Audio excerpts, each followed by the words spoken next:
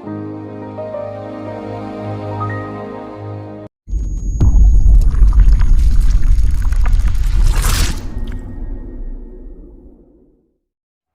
हिंद दोस्तों, आज हम पढ़ेंगे पास्ट इंडेफिनिट टेंस का इंट्रोगेटिव सेंटेंसेस।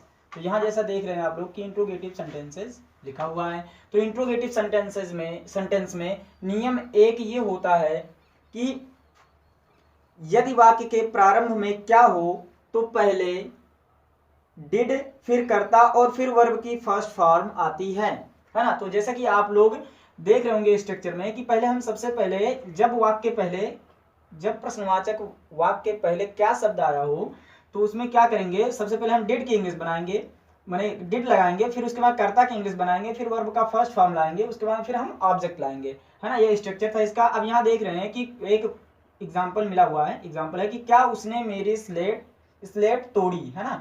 तो ये हमें एक वाक्य मिल गया। अब इसको हमें अंग्रेजी में बदलना है। तो सबसे पहले मान लेते हैं कि ये वाक्य हमें मिला और हमें इसके बारे में कुछ नहीं पता। तो सबसे पहले हम यही पता करेंगे कि ये कौन सा टेंस है ना। तो तोड़ी बड़ी ई आया है ना। तो आप लोग जब पहचान पढ़ेंगे पास्ट इंडेफिनिट टेंस का तो वहां बताया था कि बड़ी ई आया होगा, बड़ी की मात्रा है यहाँ पर। तो बड़ी ई अगर आया होगा तो वो क्या होता है, पास्ट इंडेफिनिट टेंस माना जाता है। तो यहाँ पर पास्ट इंडेफिनिट टेंस पता चल गया, यहाँ आया है बड़ी ई की मात्रा। उसके बाद में फिर आप देखेंगे ये कौन सा सेंटेंस है। तो यहाँ देखेंगे कि क्वेश्चन मार्क लगा हुआ है, तो इससे पता चल गया कि ये इंट्रोगेटिव सेंटेंस है। अब इसके बाद में हम देखेंगे कि प्रश्नवाचक शब्द कहाँ है, वाक्य पहले है। तो जब यही है पहला नियम कि जब वाक्य पहले प्रश्नवाचक शब्द हो तो हम क्या करते हैं कि कर्ता के अनुसार सहायक क्रिया से बनाते हैं, है ना। इसकी इंग्लिश तो मतलब यह है कि कर्ता के अनुसार सहायक क्रिया से बनाने का मतलब चाहे कर्ता एक वचन हो चाहे बहुवचन हो, हमेशा पास्ट इंडेफिनिट टेंस में डिड ही का प्रयोग होता है। तो इसलिए हम क्या लगाएंगे, कर्ता ही है तो हम क्या लगा देंगे यहाँ पर डिड।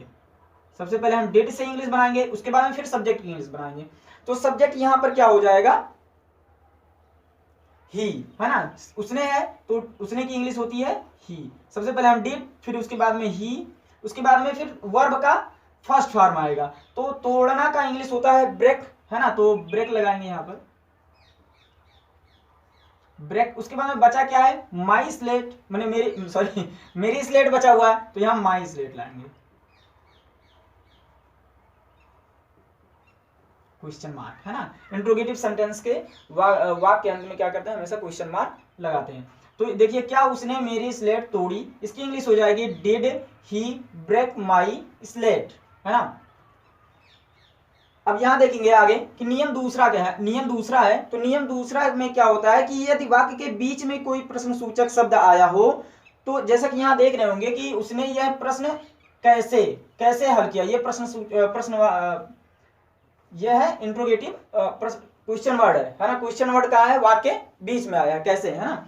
तो कह रहा है कि यदि वाक्य के बीच में कोई प्रश्न सूचक शब्द आया हो तो अंग्रेजी बनाने में पहले प्रश्न सूचक शब्द की अंग्रेजी, फिर डिड और फिर कर्ता और फिर वर्ब की फर्स्ट फॉर्म आती है ना। तो देख रहे हैं स्ट्रक्चर में क्या होगा कि पहले हम क्वेश्चन वर्ड मतलब प्रश्न सूचक शब्द जो है उसकी इंग्लिश सबसे पहले बनाएंगे, फिर उसके बाद हम डिड लगाएंगे, फिर उसके बाद कर्ता की इंग्लिश बनाएंगे, फिर वर्ब का फर्स्ट फॉर्म लाएंगे, उसके बाद में फिर हम क्या करेंगे, ऑब्जेक्ट, अगर कुछ ऑब्जेक्ट बचा होगा तो ऑब्जेक्ट लाएंगे या कंप्लीमेंट लाएंगे, है ना।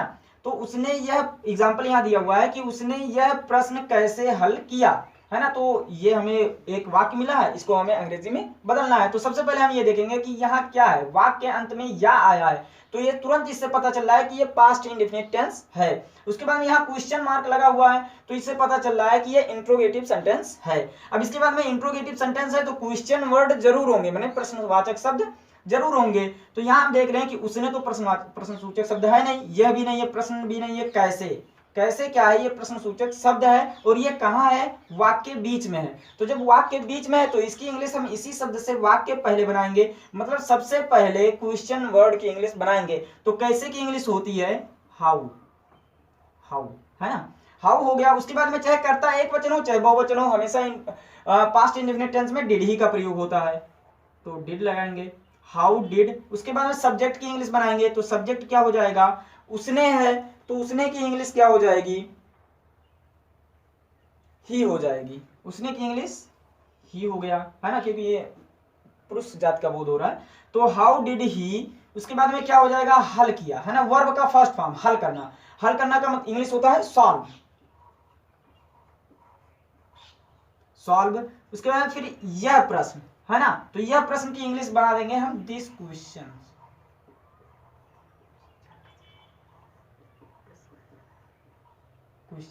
है ना।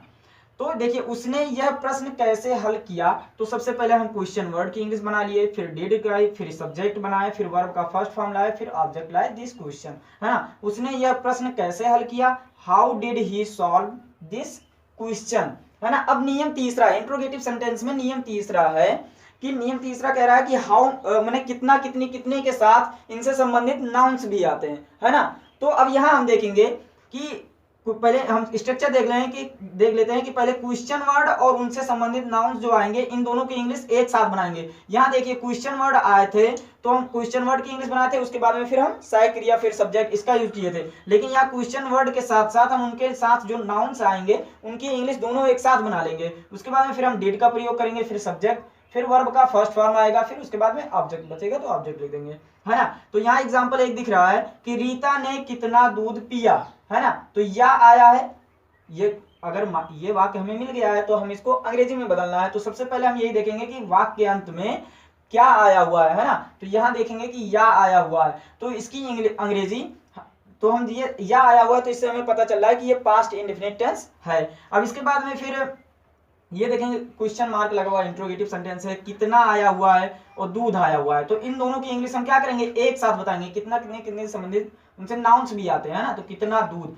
तो कितना दूध की इंग्लिश हम बनाएंगे हाउ मच, हाउ मच, और दूध आया है तो मिल्क, हाउ मच मिल्क। उसके बाद में फिर क्या हो जाएगा, डिड का प्रयोग करेंगे तुरंत, ये स्ट्रक्चर ध्यान में रखेंगे है ना आप लोग कि हाउ मच मिल्क डिड। उसके बाद सब्जेक्ट क्या है, रीता है, तो रीता नाम है किसी का इसलिए पहला अक्षर इसका बड़े से रहेगा, how much milk did Rita. उसके बाद में फिर क्या हो जाएगा,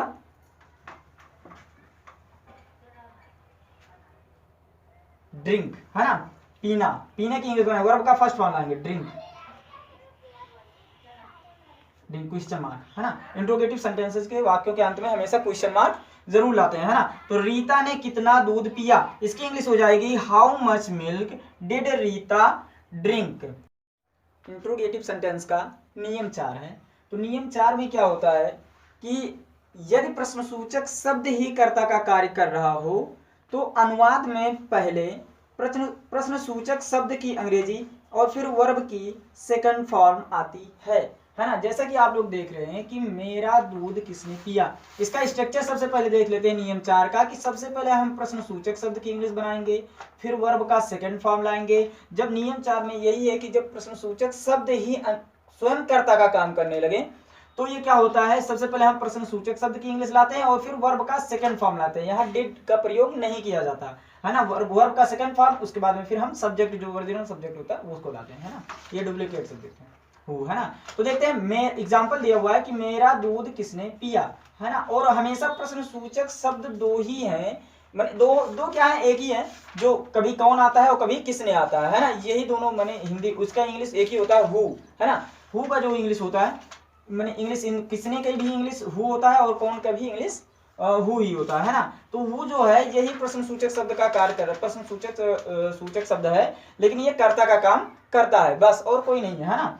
तो मेरा दूध किसने पिया, तो किसने की इंग्लिश क्या हो जाएगी हु, तो सबसे पहले हम इसकी इंग्लिश हु से बनाएंगे, हु हो गया। उसके बाद में फिर क्या लाएंगे, वर्ब का सेकंड फॉर्म लाएंगे, है ना। तो पिया, पीने का काम कर रहा है ना, तो पीना का इंग्लिश होता है ड्रिंक, तो सेकंड फॉर्म इसका लाएंगे तो क्या हो जाएगा ड्रैंक,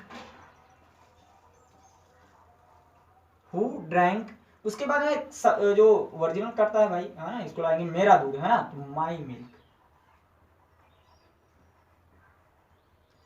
तो ये थोड़ा ध्यान देने वाली बात है कि अगर कौन या किसने आ जाए पास्ट इंडेफिनिट टेंस में, इंट्रोगेटिव सेंटेंस में कौन या किसने आ जाए तो इसकी इंग्लिश सबसे पहले उसी शब्द से बनाएंगे, फिर वर्ब का सेकंड फॉर्म लाएंगे, इसमें डिड का प्रयोग नहीं किया जाता है ना। तो वर्ब का सेकंड फॉर्म लाएंगे, उसके बाद फिर जो सब्जेक्ट होता है उसको लाएंगे, उसके बाद फिर अगर और भी दिए होंगे तो उनका भी यूज करेंगे, ऑब्जेक्ट का या कंप्लीमेंट का, है ना। तो मेरा दूध किसने पिया, तो सबसे पहले हम हु की इंग्लिश बनाए, फिर उसके बाद वर्ब का सेकंड फॉर्म लाए ड्रैंक, उसके बाद मेरा दूध मैंने सब्जेक्ट की इंग्लिश लाए माई मिल्क, क्वेश्चन मार्क जरूर लगाएंगे, है ना। अब नियम 5 है, नियम 5 ये है कि जब इंट्रोगेटिव और निगेटिव मतलब प्रश्नवाचक वाक्य और नकारात्मक वाक्य दोनों हो तो हम क्या करते हैं, हमेशा नहीं शब्द की इंग्लिश जो होती है वो हम कर्ता के बाद लगा देते हैं, तुरंत कर्ता के तुरंत बाद हम क्या करते हैं, नहीं शब्द की इंग्लिश नॉट लगा देते हैं, है ना। कोई भी टेंस हुआ, है ना, चाहे इंडेफिनिट हो, चाहे कंटिन्यूअस हो, चाहे परफेक्ट हो, चाहे परफेक्ट कंटिन्यूअस हो, कोई भी टेंस हुआ, हमेशा जब इंट्रोगेटिव और निगेटिव होगा तो हम क्या करेंगे, कर्ता के बाद मतलब सब्जेक्ट के बाद तुरंत नहीं शब्द की इंग्लिश बना देंगे नॉट से, है ना, और कुछ नहीं इसमें दिक्कत रहती है। तो यहाँ देखेंगे कि गया आया है, तो या आया है, तो ये क्या हो जाएगा, पास्ट इंडेफिनिट टेंस देख लिए, उसका क्वेश्चन मार्क लगा हुआ है, इंट्रोगेटिव सेंटेंस है, कहां पर है क्वेश्चन वर्ड, तो वाक्य बीच में है, तो इसकी इंग्लिश इसी शब्द से वाक्य पहले बनाएंगे, क्योंकि इंग्लिश क्या हो जाएगी, वाई से बना देंगे। उसके बाद में फिर क्या करेंगे, कर्ता के अनुसार सहायक क्रिया चलाएंगे, तो यहाँ कर्ता चाहे एक वचन हो पास्ट इंडेफिनिट टेंस में, चाहे बहुवचन हो, हमेशा हम क्या लाते हैं, डिड ही लाते हैं, है ना, तो डिड लाएंगे, व्हाई डिड। उसके बाद में फिर क्या आ जाएगा, सब्जेक्ट की इंग्लिश, है ना, तो सब्जेक्ट की इंग्लिश क्या आ जाएगी, ही, है ना, वह की इंग्लिश क्या हो जाएगी, ही। तो उसके बाद में फिर अब हमने अभी बताया ना कि इंट्रोगेटिव और नेगेटिव जैसे होंगे, है ना, तो तुरंत हम क्या करेंगे, कर्ता के बाद ही नॉट लाएंगे, तो व्हाई डिड ही नॉट। उसके बाद में वर्ब का क्या आ जाएगा, यहाँ पर फर्स्ट फॉर्म आ जाएगा, क्योंकि डिड का प्रयोग हो गया, है ना, डिड का जैसे ही प्रयोग होगा तुरंत हम वर्ब का फर्स्ट फॉर्म लाएंगे। तो गया, जाना की इंग्लिश क्या हो जाएगा, गो टू। उसके बाद कहाँ जा रहा है भाई, मार्केट जा रहा है, तो मार्केट मतलब बाजार जा रहा है, बाजार की इंग्लिश होती है मार्केट, है ना, तो वह बाजार क्यों नहीं गया, तो इसकी इंग्लिश हो जाएगी why did he not go to market. तो ये देखेंगे यहाँ पर कि वह बाजार क्यों नहीं गया, तो क्वेश्चन मार्क लगा हुआ है, इसकी इंग्लिश हो जाएगी why did he not go to market. Question mark हमेशा इंट्रोगेटिव सेंटेंस के अंत में, वाक्य अंत में हमेशा क्वेश्चन मार्क जरूर लगाते हैं। हाँ तो दोस्तों आज के लिए बस इतना ही, उम्मीद करते हैं हमारी वीडियो आपको पसंद आई होगी। मिलते हैं नेक्स्ट वीडियो में, तब तक के लिए bye bye and take care, love you all.